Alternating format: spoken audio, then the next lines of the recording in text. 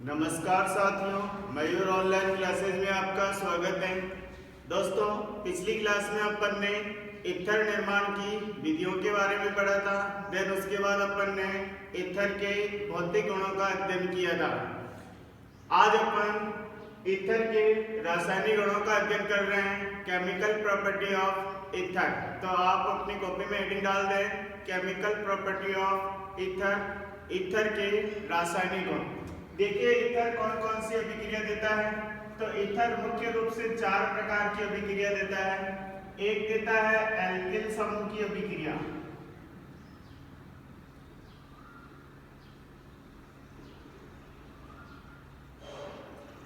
पहली अभिक्रिया है एल्किल समूह की अभिक्रिया। दूसरी अभिक्रिया देखिए, पहली लिख रहा हूं मैं ROR। तो सबसे पहली जो अभिक्रिया है साथियों वो R की अभिक्रिया है। दूसरी बात कर रहे हैं, इस ऑक्सीजन के ऊपर क्या होता है, लोन पेयर होता है। तो दूसरी जो अभिक्रिया है वो है ईथर के ऑक्सीजन पर उपस्थित लोन पेयर के कारण से होने वाली अभिक्रिया। तीसरे नंबर की बात करें तो CO समूह की अभिक्रिया। देखिए दोस्तों, CO समूह बोले या RO समूह बोले, इनकी अभिक्रिया है। और चौथे नंबर पे है अन्य अभिक्रिया।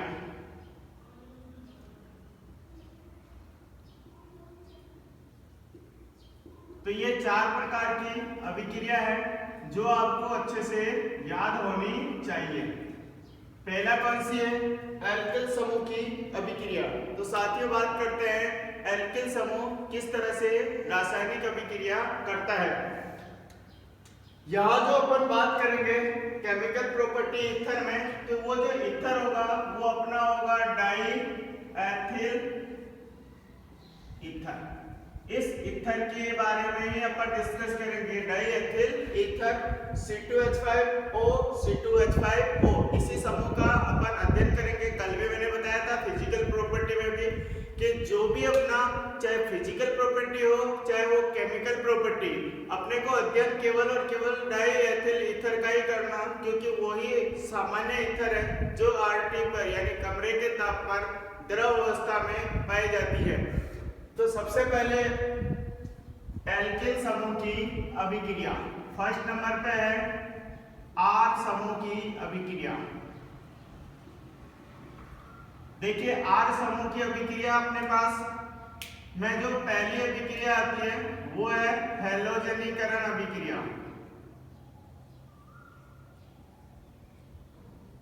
हैलोजनीकरण की क्रिया। हैलोजनीकरण किसे कहते हैं, वह प्रक्रिया जिसके द्वारा हैलोजन समूह जुड़ता है उसे बोलते हैं हैलोजनीकरण अभिक्रिया। अगर यदि हैलोजन समूह बाहर निकलता है तो उसे बोलते हैं विहैलोजनीकरण, और हैलोजन जुड़ता है तो उसे बोलते हैं हैलोजनीकरण अभिक्रिया। हैलोजनीकरण अभिक्रिया 2 स्थिति में होती है। एक स्थिति A है अंधेरे में, और दूसरी स्थिति है सनलाइट में यानी सूर्य के प्रकाश में। सूर्य के प्रकाश में तो 2 स्थिति है साथियों, एक है अंधेरे में किस तरह से अभिक्रिया होगी और सूर्य के प्रकाश में किस तरह से अभिक्रिया होगी। तो देखिए CH3 CH2O CH2 CH3, ये आपका डाईएथिल ईथर है। इसकी अभिक्रिया मैं क्लोरीन से करवा देता हूं। तो देखिए इससे पहले एक चीज और बता देता हूं कि ये जो ईथर में ऑक्सीजन एटम है, इसका पहला कार्बन को अल्फा बोलते हैं और बाद वाले को बीटा बोलते हैं। सामान्य सिस्टम में जब नंबरिंग करते हैं तो ऐसे लिखते हैं, ये वाला भी अल्फा और ये वाला भी बाद वाला बीटा। तो जब अंधेरे में रिएक्शन करवा रहे हैं अपन, तो अंधेरे में जब हैलोजन जुड़ेगा तो अल्फा पे जो हाइड्रोजन है उसमें से एक हाइड्रोजन बाहर निकलेगा और बनाएगा क्या, तो देखिए CH3 CH2O CH CH3, और यहाँ एक जुड़ जाएगा Cl।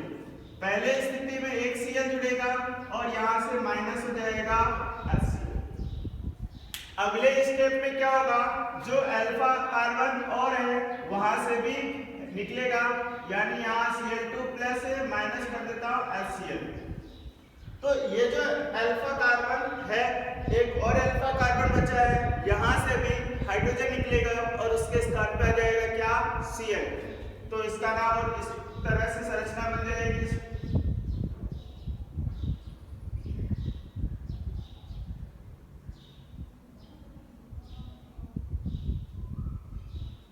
आगे बात समझ में।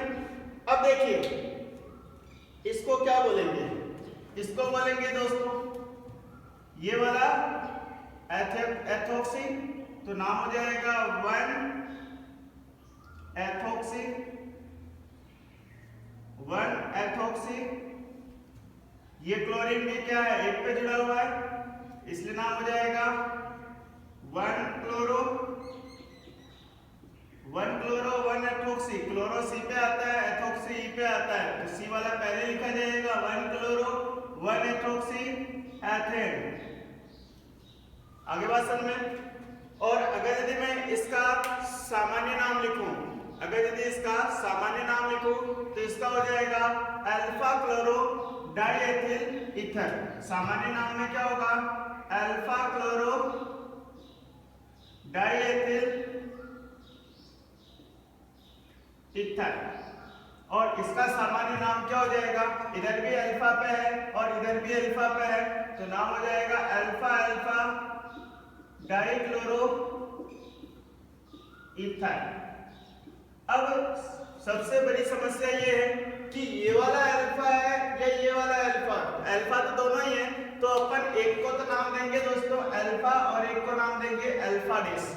जब दोनों साइड में अल्फा स्थिति आ रही हो तो एक को तो सामान्य अल्फा देते हैं और एक को अल्फा डेस लगाते हैं, एक को बीटा देते हैं, एक को बीटा डेस देते हैं, तो इसका नाम हो जाएगा अल्फा अल्फा डेस डाइक्लोरो डाइएथिल, डाइक्लोरो डाइएथिल, दो एथिल समूह है इसलिए इसका नाम हो जाएगा डाइक्लोरो डाइएथिल ईथर। ये इसका सामान्य नाम हो गया दोस्तों। अब अपन बात करते हैं सूर्य के प्रकाश में यह किस तरह से अभिक्रिया करता है। तो देखिए जितने भी क्लोरीन है, जितने भी हाइड्रोजन है, उन सभी के स्थान पर क्लोरीन आ जाएगा। तो देखो क्या रिएक्शन हो रही है, C2H5O C2H5। जब इसकी रिएक्शन क्लोरीन से होगी और सनलाइट की प्रेजेंसी में होगी, यानी सूर्य के प्रकाश में होगी, तो जितने भी हाइड्रोजन है वो सारे डिस्प्लेस हो जाएंगे, किससे, क्लोरीन से। कितने हाइड्रोजन है, तो 5 इधर है, 5 इधर है, तो कितने चाहिए अपने को, 10 चाहिए, ठीक है ना। तो मिल जाएगा क्या, C2Cl5O C2Cl5 प्लस 10HCl। जितने भी हाइड्रोजन थे दोस्तों वो सारा हाइड्रोजन किससे डिस्प्लेस हो गया, हैलोजन परमाणु से। इसे बोलते हैं पर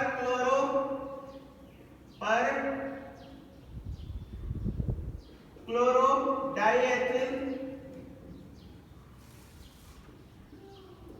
ईथर। आगे बात समझ में। ये थी दोस्तों एल्किल समूह की अभिक्रिया, जिसमें हैलोजनीकरण अपने सिलेबस में दे रखा है, यहाँ अंधेरे में करवाते हैं तो बनता है क्या, alpha alpha dichloro diethyl ether बनता है। और अगर यदि सूर्य के प्रकाश में यही अभिक्रिया करवा देते हैं तो अपने को बनता है पर क्लोरो डाइएथिल ईथर।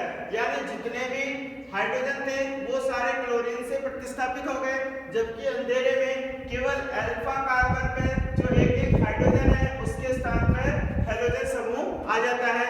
इसके अलावा कोई चेंज नहीं आती है।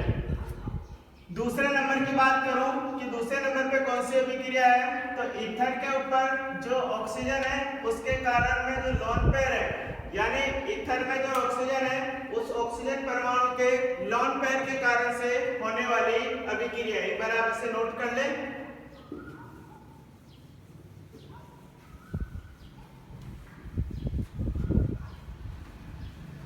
दूसरे नंबर पे है ईथर के जो ऑक्सीजन है उसके कारण से लोन पेयर। बात कर रहा हूं ऑक्सीजन के Lp के कारण, ये आपके दूसरे नंबर पे रिएक्शन। इसमें सबसे पहले बात है पेरोक्साइड का निर्माण। पेरोक्साइड का निर्माण देखिए क्या होता है, ईथर को जब हवा में खुला छोड़ते हैं तो यह वायुमंडलीय ऑक्सीजन से क्रिया कर लेता है और वायुमंडलीय ऑक्सीजन से क्रिया करके बना लेता है ईथरीय पेरोक्साइड। देखिए किस तरह से बन रहा है, यह है आपका C2H5,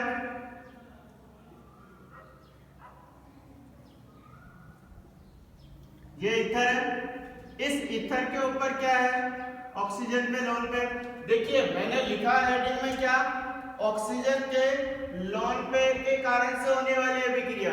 इसका मतलब क्या है, इसका मतलब स्पष्ट है कि ऑक्सीजन के ऊपर अब आपको हर बार जितने भी लोन पेयर है वो सारी चीजें लगानी है। जनरली अपन ईथर के ऑक्सीजन को या अल्कोहल के ईथर लोन पेयर को या जो आपका फिनॉल है उसके अंदर जो ऑक्सीजन एटम है उसके लोन पेयर को प्रदर्शित नहीं करते हैं, लेकिन जब कभी भी उस लोन पेयर के कारण ही अभिक्रिया बढ़नी है तो उसके ऊपर अपने को लोन पेयर लगाना अनिवार्य हो जाता है। यहाँ पे भी अपन ऑक्सीजन के लोन पेयर के कारण अभिक्रिया बढ़ रहे हैं तो इसके ऊपर लोन पेयर लगाना अनिवार्य है। तो मैंने लगाया, दो लोन पेयर है तो दोनों लगा दिए। इसकी अभिक्रिया करवा देते हैं, या तो ऑक्सीजन से करवा दो या ओजोन से करवा दो, किसी से भी करवा सकते हो। मिलेगा क्या, तो C2H5O C2H5, ये तो ईथर है। अब ईथर क्या करेगा, अपना लोन पेयर दे देगा इस ऑक्सीजन को, इसको बोलते हैं ईथर पेरोक्साइड। Ether peroxide. अब ईथर पेरोक्साइड में दो एथिल समूह है, इसलिए नाम हो जाएगा डाई एथिल ईथर पेरोक्साइड। ये तो पेरोक्साइड निर्माण की है पहली विधि। दूसरी विधि है पेरोक्साइड निर्माण में, ये दो विधि, दूसरी रिएक्शन लिख रहा हूं। जब लंबे समय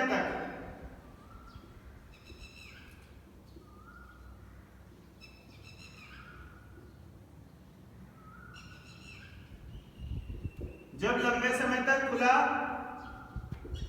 छोड़ते हैं, लंबे समय तक खुला छोड़ते हैं तो देखो क्या बन रहा है, ये आपका C2H5 है, CH3 CH2O CH2 CH। इसकी अभिक्रिया वापस से ऑक्सीजन के साथ करवा दो। लंबे समय तक, यहाँ क्या थी, कम समय थी, अब यहाँ क्या है आपका लॉन्ग टाइम है। लॉन्ग टाइम यानी बहुत देर तक, चाहे आप 2 दिन रखें 5 दिन रखें, ये आपका लॉन्ग टाइम है। जब इसको लॉन्ग टाइम तक रखते हैं तो देखिए क्या बनता है, इसके जो अल्फा कार्बन है, इस अल्फा कार्बन से अपने को हाइड्रोजन पेरोक्साइड बनाना है। क्या बनाना है, हाइड्रोजन पेरोक्साइड। कहां से, अल्फा कार्बन से। देखिए किस तरह से बन रहा है, मैं इसको इस तरह से लिख दूं, वापस से देखो CH3 CH2O CH3 लिख दिया। इसके एक हाइड्रोजन कम कर दिए। अब इस एक हाइड्रोजन के स्थान पर मैं लिख रहा हूं O O और H। आगे बात सुनने, तो ये जो प्रोडक्ट बना है इसको बोलते हैं एथोक्सी समूह, तो इसका नाम हो जाएगा एथोक्सी। और ये क्या है, एक नंबर पे एथोक्सी एथिल हाइड्रोपेरोक्साइड।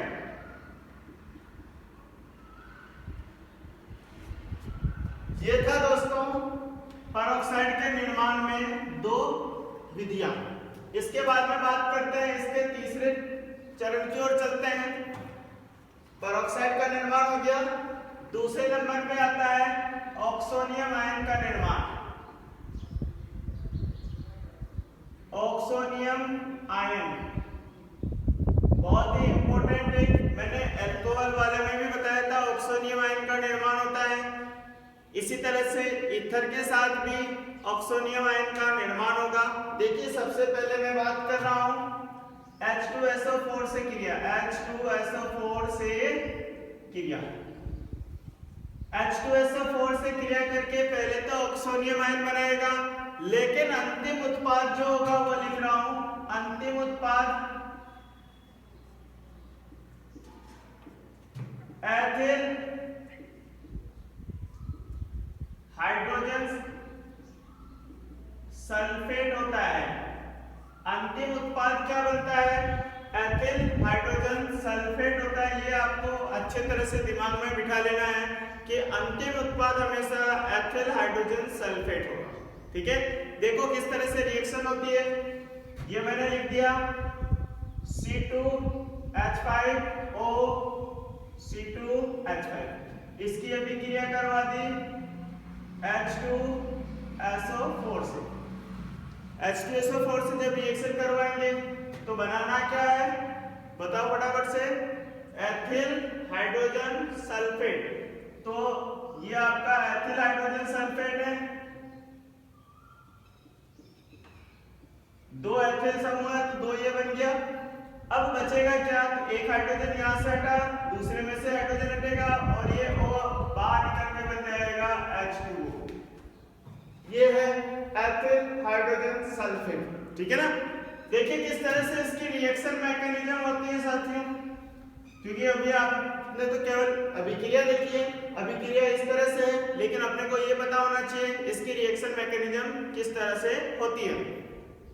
तो सबसे पहले H2SO4 ब्रेक डाउन होता है। ये जो H2SO4 है, दोनों ही H2SO4 है, वो ब्रेक डाउन होगा। किसके रूप में होगा? देखिए एक H2SO4 तो बनाएगा HSO4-। ठीक है, ये H2SO4 एक H+ देगा और ये वाला H2SO4 एक H+ को ग्रहण करेगा, तो बनेगा क्या? H3SO4+, H3SO4+। आगे बात सुनना, अगले ही स्टेप में ये अनस्टेबल है तो ये वापस से ब्रेक डाउन होगा, H3SO4+, ब्रेक डाउन होगा SO3+H3O। इस तरह से ये टूट जाएगा। आगे बात समझ, बात क्लियर हो गई। अब अपन बात कर रहे हैं, ये तो स्टेप फर्स्ट की रिएक्शन हो गई। ये आपकी कौन सी रिएक्शन है? Step first. अब बात करते हैं स्टेप सेकंड में क्या होगा। तो स्टेप सेकंड की तरफ चलते हैं।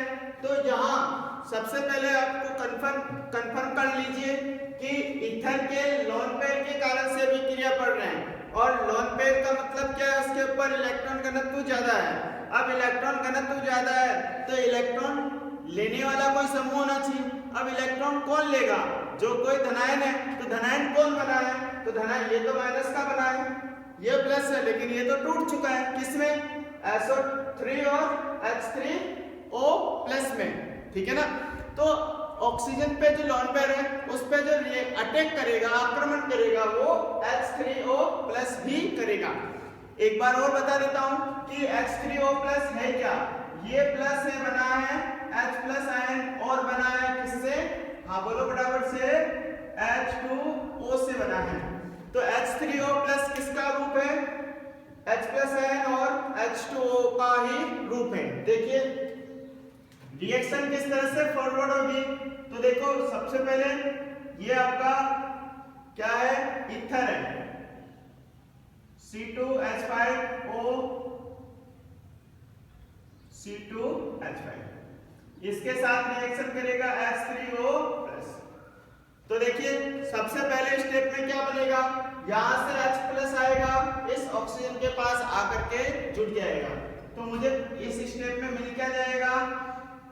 C2H5O C2H5, और ये लोन पेयर दे देगा, अपना लोन पेयर दे देगा हाइड्रोजन को, और यहां से निकाल लेगा H2। ठीक है दोस्तों।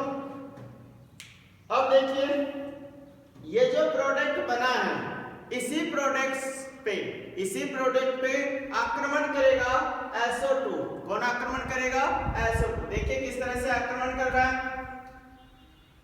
C2H5O C2H5 और यहाँ पे हाइड्रोजन जुड़ा हुआ, इसके ऊपर आकर के अटैक करेगा SO3।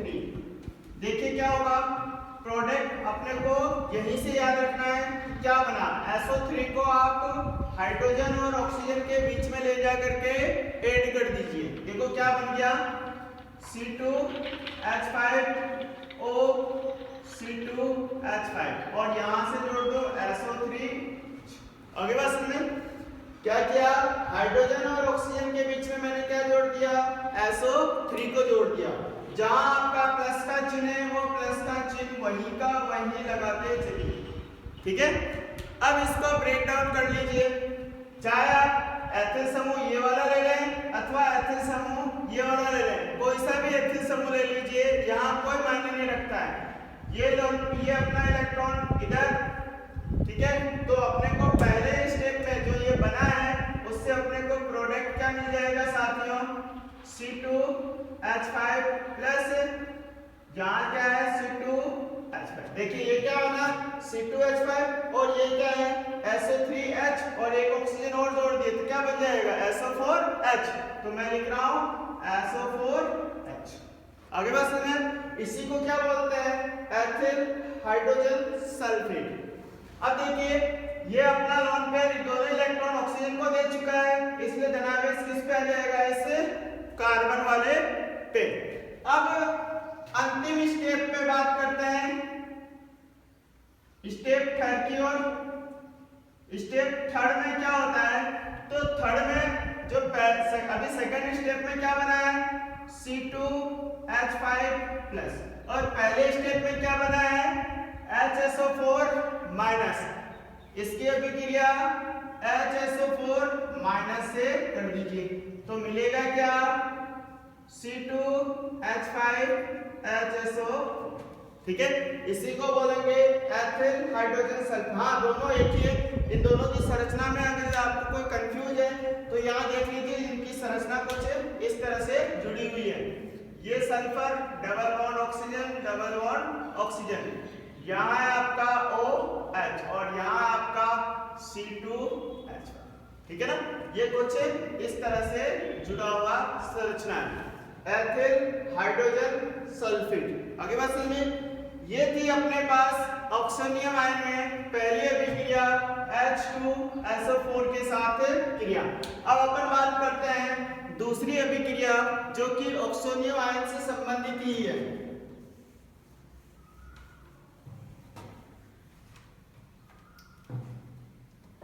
इसकी दूसरी अभिक्रिया है HCl गैस से क्रिया। हाँ आपके नजरों में HCl द्रव होता है, नहीं दोस्तों, प्योर HCl जो है वो गैस है। प्योर HCl कौन सी अवस्था में होती है, गैस होती है। और HCl का बॉइलिंग पॉइंट है 188 केल्विन। 273 के बाद में रूम टेम्परेचर स्टार्ट 0 से बढ़ना स्टार्ट होता है, तो ये भी माइनस में है, ठीक है ना। तो HCl गैस है, इस HCl गैस से क्रिया करवा देते हैं तो देखिए क्या बनता है C2H5O C2H5, ये HCl गैस। अब HCl भी क्या करेगा, H+ आयन देगा। H+ आयन कहाँ जाकर के जुड़ेगा, तो ये H+ आयन जाकर के जुड़ेगा इस ऑक्सीजन के लोन पेयर के साथ, तो बना क्या लेगा C2H5O C2H5 और यहाँ से ये लोन पेयर के साथ हाइड्रोजन जुड़ चुका है। इसके ऊपर क्या आ जाएगा धनायन और इसके साथ क्या जुड़ जाएगा Cl। आगे बात समझो, तीसरे नंबर पे बात करते हैं लुईस अम्ल से क्रिया। लुईस अम्ल से क्रिया में मैं करवा रहा हूं BF3 से क्रिया। BF3 भी क्या है, BF3 में बोरॉन का जो अष्टक है वह पूर्ण नहीं है, वह इलेक्ट्रॉन की तलाश में इधर उधर भटक रहा है। तो ये बोरॉन भी क्या करेगा, ऑक्सीजन के ऊपर जो लोन पेयर है उस पे जाकर के अटैच हो जाएगा। देखिए ये आपका C2H5O C2H5 जुड़ेगा किससे, BF3 से। अब देखिए क्या बनेगा, तो जहां हाइड्रोजन ऐड किया था वहीं आप क्या ऐड कर दो, BF3 ऐड कर दो। क्या बना, तो C2H5O C2H5 और यहां से जोड़ दो BF3, ये प्लस और ये माइनस। आगे बात समझ में। तो ये थी दोस्तों ईथर के जो ऑक्सीजन था उसके कारण से जो लोन पेयर थी, यानी ईथर के ऊपर जो लोन पेयर है उसके कारण से अभिक्रिया। पहला क्या बन रहा था, तो पहला बन रहा था ईथर ये पेरोक्साइड, दूसरा बन रहा था ईथर ये हाइड्रोजन पेरोक्साइड, तीसरा बन रहा है ऑक्सोनियम आयन। और जब H2SO4 से क्रिया करवाते हैं तो अंतिम उत्पाद एथिल हाइड्रोजन सल्फेट बनता है। HCl के साथ करवाते हैं तो ऑक्सोनियम क्लोराइड बनता है। और अगर यदि लुईस अम्ल के साथ करवाते हैं तो ऑक्सोनियम ट्राइफ्लोरोबोरेट बनता है। तो ये आपको याद रखना है। चलो नेक्स्ट अपन बात करते हैं तीसरी अभिक्रिया की ओर। तीसरी अभिक्रिया कौन सी है, तो CO समूह की अभिक्रिया। ये जो CO समूह की अभिक्रिया है साथियों बहुत ही इंपॉर्टेंट है, क्योंकि इसी विधि के द्वारा अपन आने वाले समय में जो अपने लेबोरेटरी टेस्ट होती है वहां अध्ययन करते हैं।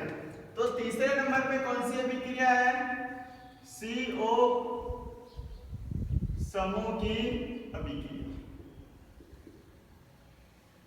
इस CO समूह की अभिक्रिया में पहली अभिक्रिया लिख रहा हूं जिसेल विधि।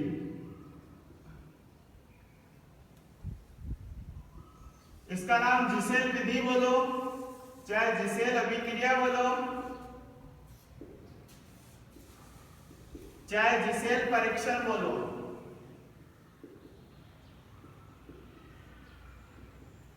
ये सब एक ही है, किसी भी नाम से आ जाए आपको यही अभिक्रिया लिखनी है।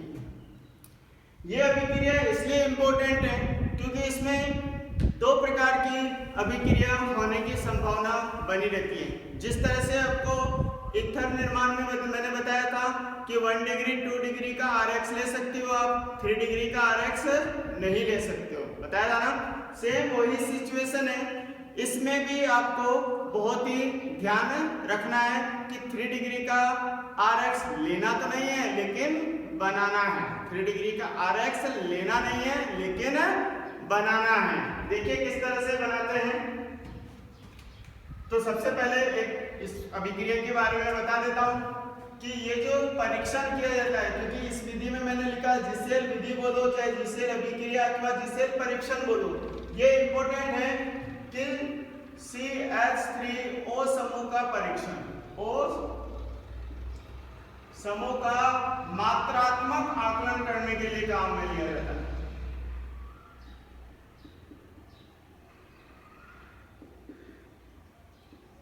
यानी अपने को मात्रात्मक आकलन करना है कि इस ईथर में CO समूह कितना है, तो उसके लिए बहुत ही इंपॉर्टेंट अभिक्रिया है। देखिए किस तरह से ये अभिक्रिया फॉरवर्ड होती है। सबसे पहले मैं बात कर रहा हूं इसमें बनता क्या है, ठीक है ना। जैसे कि मैंने ले लिया CH3 CH2O और यहां से ले लिया दोस्तों CH3, ठीक है। एक सिंपल सा मैंने ले लिया, इसकी अभिक्रिया करवा दी अपन ने HIC, ठीक है। अब अपने पास दो प्रोडक्ट बनने की यहाँ संभावना है। पहला प्रोडक्ट ये बन रहा है, हाइड्रोजन को आप इस मेथॉक्सी समूह के साथ जोड़ दो और दूसरा इस हाइड्रोजन को आप इस एथॉक्सी समूह को जोड़ दो, दो ही प्रोडक्ट बनेंगे। पहले स्थिति हाइड्रोजन को इस एथॉक्सी समूह के साथ जोड़ देता हूं, तो देखिए मैंने बना दिया CH3 CH2OH। हाइड्रोजन को किसके साथ जोड़ा, तो इस एथिल समूह के साथ जोड़ा। तो हैलोजन कहां जुड़ेगा, इस मेथिल समूह के साथ, तो बन जाएगा अपने आप CH3, ठीक है। दूसरी स्थिति है हाइड्रोजन को जोड़ दिया इस मेथिल समूह के साथ तो मिल जाएगा CH3OH और दूसरा बन जाएगा CH3CH2। दो बना कि नहीं बना? दो अभिक्रिया संभव है। इस दो अभिक्रिया में एक अभिक्रिया सही है और एक अभिक्रिया गलत है। यही पहचान मैं बताने वाला हूं कि अभिक्रिया कौन सी स्थिति में कब सही होगी, क्योंकि जिसेल विधि अपने आप में बहुत ही इंपॉर्टेंट है और बहुत ही कंफ्यूजन करने वाली अभिक्रिया। तो आपको मैं ट्रिक से बताने जा रहा हूं। देखिए किस तरह से ट्रिक है। आपने क्या किया, पहली ट्रिक देखिए, ये ईथर है। इस ईथर के अंदर एक समय साइड में एथिल समूह है, यानी बड़ा समूह है ना, बड़ा ही समूह है, और इस साइड में क्या है, छोटा समूह है। एक साइड में बड़ा समूह है, बिग ग्रुप है, और एक साइड में स्मॉल ग्रुप है। ठीक है। इस हाइड्रोजन और आयोडीन में देखो, हाइड्रोजन क्या होता है, स्मॉल होता है, और आयोडीन क्या होता है, बड़ा होता है कि नहीं होता है, पता ना। अब देखिए जो आपका Sb है, Sb को जोड़ दीजिए। स्मॉल है तो इसका बिग ले लो, स्मॉल है तो इसका बिग बड़ा ले लो, और ये बड़ा है तो इसका छोटा समूह जोड़ दो। देखो कौन सा बना, ये वाला बड़ा समूह था तो ये छोटा समूह है, ये छोटा समूह है तो ये बड़ा समूह है। अपने को Sb याद रखना, SBS, SBJ, आपने नाम सुना होगा SBJ, स्मॉल ग्रुप, बड़ा ग्रुप और जिसेल रिएक्शन, ये जिसेल रिएक्शन है। तो ये वाला प्रोडक्ट अपना क्या होगा दोस्तों, सही होगा, और ये वाला प्रोडक्ट अपना क्या होगा, गलत होगा। ठीक है। अगर यदि आप ये वाला प्रोडक्ट लिख देते हैं तो आपको दिख जरूर रहा है कि ये वाला प्रोडक्ट बनेगा तो यही, लेकिन ये गलत है। ठीक है ना। बनेगा कौन सा, ऊपर वाला। अब आप कहोगे कि सर ऐसा कैसा कंफ्यूजन क्रिएट कर दिया। नहीं दोस्तों, इसमें आप इसी ट्रिक से याद रखेंगे तो ही ये बनेगा। ठीक है ना। दूसरी स्थिति और देखिए, दोनों साइड से मैंने लिख दिया CH3 CH2O CH2 CH3। जैसे कि मैंने अभी बताया था डाइएथिल ईथर के बारे में पढ़ेंगे। इसकी अभिक्रिया करवा दो HI से। जब आप HI से करवाते हैं, अब इसमें तो दोनों समूह सेम है, तो दोनों ही समूह सेम है, तो ऐसी अभिक्रिया में आप किसी के साथ भी हाइड्रोजन जोड़ दो, कोई फर्क नहीं पड़ता है। मिलेगा क्या, CH3 CH2OH plus CH3 CH2। इस अभिक्रिया के लिए आप कोई सा भी प्रोडक्ट किधर भी जोड़ करके बना सकते हो। चलो एक और अभिक्रिया लिख रहा हूं, CH3 CH2 CH2 CH2 और CH2। इधर कितने कार्बन है, 5। यहां जोड़ दिया ऑक्सीजन CH3 CH3 और CH3। एक साइड में मैंने जोड़ दिया 4 कार्बन और एक साइड में जोड़ दिया 5 कार्बन। अब आपको बड़ा कौन सा दिख रहा है, ये वाला दिख रहा है, तो इसको लिख दीजिए B और इसको लिख दीजिए S। आगे बात करें, यहां जब आप इसकी रिएक्शन HI के साथ करवा देते हैं तो एक बात ये ध्यान रख लीजिए कि जब आप इसको कट कर रहे हैं, जब आप इसको कट करेंगे, या तो आप यहां से कट करेंगे, यहां से जैसे ही कट करेंगे आपको मिलेगा क्या, एक साइड में 4 कार्बन है, 4 कार्बन से आप अगर यहाँ आयोडीन जोड़ते हैं तो कितने डिग्री का आयोडीन बनेगा, कितने डिग्री का अल्किल हैलाइड, 3 डिग्री का होगा। तो अभी मैंने क्या बताया था, 3 डिग्री का RX लेना तो नहीं है, लेकिन 3 डिग्री का RX बनाना जरूर है। अगर 3 डिग्री का RX बन रहा है तो अपने को 3 डिग्री का RX ही बनाना पड़ेगा। इसके लिए भी एक बार वही अभिक्रिया टेक्नोलॉजी काम में लेते हैं कि क्या ऊपर वाली रिएक्शन पॉसिबल है। तो देखिए ये आपका कौन सा है, स्मॉल ग्रुप है, और ये आपका बिग ग्रुप है, ये बड़े के साथ छोटा। तो देखिए क्या बना,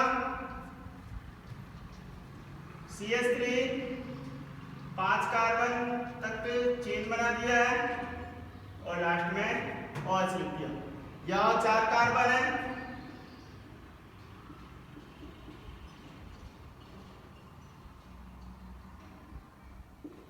ये बन गया।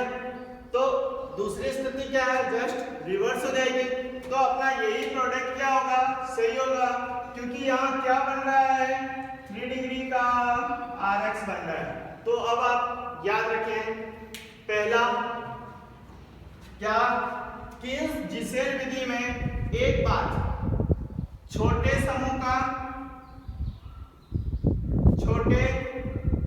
एल्किल समूह का जो छोटा एल्किल समूह है उसका तो क्या बनाना है, ये छोटा एल्किल समूह है उसका क्या बनाना है, छोटे एल्किल समूह का Rx बनाना है, ठीक है। और दूसरा क्या है इसके अंदर, बड़े एल्किल समूह का R समूह का क्या बनाना है, ROH बनाना है, ठीक है। दूसरी इसके अंदर जो इम्पोर्टेंट बात है वो ये है कि अगर यदि 3 डिग्री का Rx बनता है तो उसे बनाना है। अगर यदि मेरे को कहीं भी किसी भी स्थिति में 3 डिग्री का Rx बनता हुआ दिख रहा है तो मैं उसी को बनाऊंगा, अन्य को नहीं बनाऊंगा। ये आप इस जिसेल विधि के अंदर याद रखें, ठीक है दोस्तों। चलो ये जिसेल अभिक्रिया के बाद में अपन बात करते हैं दूसरी अभिक्रिया के लिए। CO समूह की पहली अभिक्रिया होगी जिसेल अभिक्रिया। दूसरे नंबर पे बात कर रहा हूं इसका जल अपघटन करवा दें। दूसरा है जल अपघटन। अगर यदि मैं इसका जल अपघटन करवा दूं तो मुझे प्रोडक्ट क्या मिलेगा, अल्कोहल। मुझे प्रोडक्ट क्या मिलेगा, अल्कोहल। देखिए C2H5O C2H5 जल अपघटन करवाना है तो बस जोड़ दो जल के अणु को HOH। जल को जोड़ रहे हैं तो जल को जोड़ने के लिए आपको काम में लेना है तनो H2SO4। यहां से क्या मिला, C2H5OH और C2H5OH, तो मुझे मिल क्या जाएगा 2 मोल ऑफ C2H5OH। और इस C2H5OH को क्या बोलते हैं, तो एथेनॉल बोलते हैं इसे, ठीक है दोस्तों। तीसरे नंबर पे बात कर रहा हूं, अगर मैं इसका अपचयन कर दूं, अपचयन कराने, अगर इसका अपचयन करवा दें तो अपचयन के फलस्वरूप अपने को एक तो बनता है एल्केन और दूसरा बनता है साथियों अल्कोहल। देखिए अपचयन दो स्थिति में होगी। पहली स्थिति है द्रव NH3 प्लस सोडियम से अपचयन, पहली स्थिति है द्रव अमोनिया और सोडियम धातु के साथ अपचयन, और इसकी दूसरी स्थिति है लाल फास्फोरस और HI से अपचयन।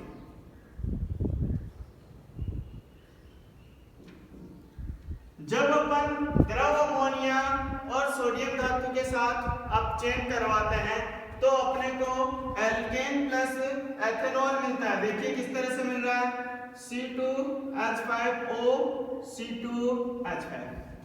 एक साइड से तो मुझे मिलेगा एल्केन और दूसरे साइड से मुझे मिलेगा अल्कोहल। इधर से एल्केन और इधर से अल्कोहल। ये अभिक्रिया किसकी उपस्थिति में होगी, तो ये अभिक्रिया होगी, लिख रखा है द्रव NH3 प्लस सोडियम धातु। द्रव NH3 और सोडियम जो धातु है दोस्तों, यह बर्च अभिकर्मक के नाम से फेमस है, क्योंकि इसके अंदर जो बर्च अपचयन अभिक्रिया होती है एल्काइन के लिए, एल्केन निर्माण के टर्म्स में, तो ट्रांस एल्किन बनाने में काम में लिया जाता है। लेकिन यहाँ एल्केन वगैरह नहीं बन रही है, तो एक साइड से मिलेगा C2H5H, तो मुझे मिल गया C2H5H या CH3 CH3 और दूसरा मिल गया दोस्तों C2H5OH। इसको तो बोलेंगे एथेन और इसको बोलेंगे एथेनॉल। ठीक है। अगर यदि मैं लाल फास्फोरस और HI के साथ अपचयन करवाता हूं तो दोनों साइड से मुझे एथेन मिलेगा। देखिए ये रहा C2H5O और इधर भी आपका C2H5O, H H H। यहां से भी एथेन मिलेगा, यहां से भी एथेन मिलेगा और बीच से अपने को क्या मिल जाएगा, जल मिल जाएगा। रिएक्शन किसकी पोटेंशियम होगी, तो रेड फास्फोरस प्लस HA क्या मिलेगा, तो मिल जाएगा 2 mole of C2H6 plus H2 और ये क्या है आपका इथेन, अभी तो लिखा था। ये था अपचयन अभिक्रिया। इसके बाद में अपन बात करते हैं तीसरी अभिक्रिया की ओर, पहली, दूसरी, तीसरी, अब बात करते हैं चौथी अभिक्रिया की ओर। चौथी अभिक्रिया में है एसिटिल क्लोराइड के साथ अभिक्रिया। एसिटिल क्लोराइड या इसको बोलते हैं एथेनॉइल क्लोराइड।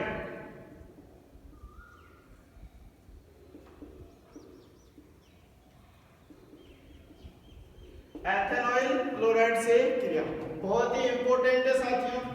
एथेनॉइल क्लोराइड के साथ जब भी अपन रिएक्शन करवाते हैं तो अपने को एक तो मिलता है एस्टर और दूसरा मिलता है क्लोरोएथेन। देखिए किस तरह से मिलेगा, तो ये आपका ईथर C2H5O C2H5, इसकी अभिक्रिया करवा देते हैं CH3C+O।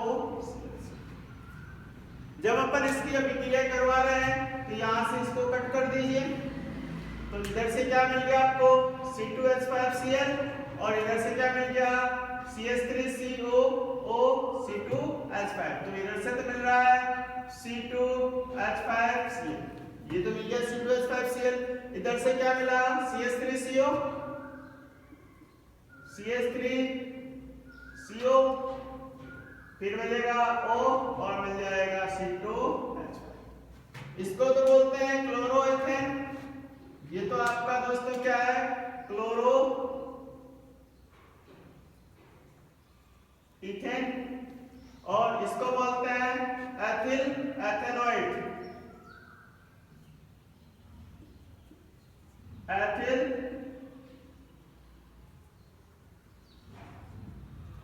एथिल एथेनॉइड, ये मिल गया आपको एथिल एथेनॉइड और ये क्या है आपका एथिल एस्टर है।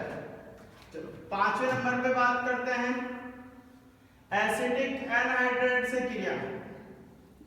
एसिटिक एनहाइड्राइड, देखिए एसिटिक एनहाइड्राइड से क्रिया करवाते हैं। जैसे कि अभी आपने देखा कि ये जो समूह है एथिल समूह, इसका एक साइड से तो बन रहा था क्लोरोएथेन और दूसरे साइड से बना है एस्टर। लेकिन जब अपन एसिटिक एनहाइड्राइड लेंगे तो ईथर के दोनों वाले जो साइड है, दोनों साइड से अपने को एस्टर मिलेगा। देखिए किस तरह से मिल रहा है C2H5O C2H5, ये तो आपका ईथर हो गया। एसिटिक एनहाइड्राइड क्या होता है CH3C+O C+O। अब देखिए ये वाला ऑक्सीजन लेते हो तो ये वाला ऑक्सीजन मत लो और ये ऑक्सीजन है तो ये वाला मत लीजिए। मैंने क्या किया, इसको इस तरह से काट दिया, इसका ऑक्सीजन लिया इसका ऑक्सीजन नहीं लिया। अरे बात सही है, क्योंकि दोनों साइड से अपने को बराबर लेना है। दोनों साइड से बराबर में क्या है, एक साइड का C2H5 एक साइड का CH3CO, एक साइड का C2H5 एक साइड का CH3CO, बराबर है। दोनों में ऑक्सीजन क्या है, मिड में है। बस दोनों के ऑक्सीजन को ही आपको क्या करना है, एक का ऑक्सीजन एक पहले में रख दो, दूसरे का ऑक्सीजन दूसरे में रख दो, तो मिलेगा क्या CH3COO C2H5, तो मिलेगा CH C12, हाँ क्या मिलेगा, तो CH3 C double bond O O C2H5, CH3 CO O C2H5, इधर से भी क्या मिला CH3 CO O C2H5, इसको बोलते हैं एथेनॉइड। ये भी आपका क्या है दोस्तों, एस्टर है, ये भी क्या है आपका एस्टर है। ये हो गई 5 अभिक्रिया, किससे संबंधित है, तो पांचों की पांचों अभिक्रिया है दोस्तों आपके, बोलो फटाफट से, CO समूह की अभिक्रिया से।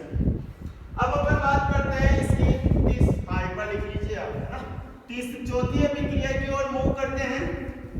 चौथी जो अभिक्रिया है वो ये कह रही है अन्य अभिक्रिया के लिए, तो देखिए अन्य अभिक्रिया में क्या है,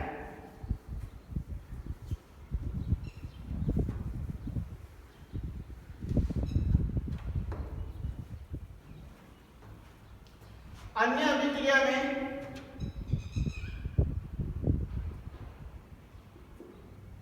जो पहली अभिक्रिया है वो CO से क्रिया है, कार्बन मोनोऑक्साइड से क्रिया करवा रहा है। कार्बन मोनोऑक्साइड की संरचना देख लीजिए आप, C ट्रिपल बॉन्ड होता है O, ठीक है, इसके अनुनादी संरचना के तौर पे अपन लिखते हैं C डबल बॉन्ड, और एक जो बंद होता है वो कोऑर्डिनेट बॉन्ड होता है, कार्बन के ऊपर ऋणावेश, ऑक्सीजन के ऊपर धनावेश, इसके ऊपर भी एक लोन पेयर, इसके ऊपर भी एक लोन पेयर। तो ये दोनों संरचना आपको दिमाग में रखनी है कि ये CO समूह की अभिक्रिया होगी। अब देखिए ईथर में क्या है, ये आपका CH3 CH2 O CH2 CH। Ether में भी अगर यदि आप ध्यान से देखेंगे तो इस ऑक्सीजन की विद्युतीयता ज्यादा होने के कारण से इसके ऊपर ऋणावेश, और जो अल्फा कार्बन है उसके ऊपर कौन सा आवेश है, धनावेश, ये। और यहाँ की स्थिति कौन सी है, यहाँ की स्थिति थोड़ी अलग है, यहाँ धनावेश कहाँ है, तो धनावेश ऑक्सीजन की साइड में है, और ऋणावेश कहाँ है, तो कार्बन की साइड में है। बस इसके बीच में आपको क्या जोड़ना है, तो इसमें आपको जोड़ना है कार्बन मोनोऑक्साइड, ठीक है। देखिए जैसे मैं कार्बन मोनोऑक्साइड जोड़ता हूँ तो मुझे मिल जाता है CH3 CH2 CH3 CH2, इन दोनों के बीच में क्या आ जाएगा C, और जो डबल बंद है ये बंद टूटेगा और इस डबल बंद के साथ जुड़ करके ये ऑक्सीजन, और लास्ट में जुड़ जाएगा क्या है CH2 CH। इसको बोलते क्या है, तो छोटे समूह का तो बोलते हैं एथिल, और बड़े समूह को बोलते हैं एथेनॉइड। कितने कार्बन है, 1 2 3, एथिल प्रोपेनॉइड, इसका नाम हो जाएगा एथिल प्रोपेनॉइड। इसकी दूसरी अभिक्रिया की ओर चलते हैं। दूसरी अभिक्रिया में इसका करवा देते हैं दहन। जब इसका दहन करवाते हैं तो दहन में अपने को चाहे कोई सा भी हाइड्रोकार्बन हो दोस्तों, जब भी उसका दहन करवाते हैं, कोई सा भी कार्बनिक यौगिक है उसका अगर दहन करवाएंगे, सदैव अपने को 3 चीजें मिलती हैं। एक मिलती है कार्बन डाइऑक्साइड, दूसरी मिलती है जल, और तीसरी मिलती है, बताओ फटाफट से, उष्मा, ऊर्जा। और अगर चौथी आपको पूछ भी ले तो आपको याद रखना, कार्बन को जलाते हैं, किसी भी चीज को जलाते हैं तो लाइट और हीट मिलती है। लाइट और हीट को अपन लिखते नहीं है, लेकिन कार्बन डाइऑक्साइड और जल को लिखते हैं। तो देखिए दहन में अपने को क्या मिलेगा, दहन से अपने को 3 चीजें मिलेगा। पहला मिलेगा CO2, दूसरा मिलेगा जल, और तीसरा मिलेगा अपने को लाइट प्लस हीट, लाइट और हीट, ये 3 चीजें अपने को याद रखनी है। तीसरी चीज अपन लिखते नहीं है, लेकिन अपने को याद रखनी है। देखिए किस तरह से मिला, C2H5O C2H5, इसकी दहन करवाएंगे। दहन का मतलब ही क्या होता है, ऑक्सीजन से क्रिया करवाना। कार्बन डाइऑक्साइड कितना निकलेगा, तो कार्बन कितने, 2 इधर है 2 इधर है, कितने कार्बन हो गए 8, 4 कार्बन, तो 4 कार्बन का 4 CO2 लिख दूं। हाइड्रोजन कितने हैं? 5 5 10 है, तो 10 के लिए अपने को 5 H2O बना। ठीक है, जितने हाइड्रोजन है उसके आधे जल के अणु और जितने कार्बन है उतनी ही संख्या में क्या बना दो? Carbon dioxide. आगे बात सर में अब बात करते हैं कि दहन करवा दिया,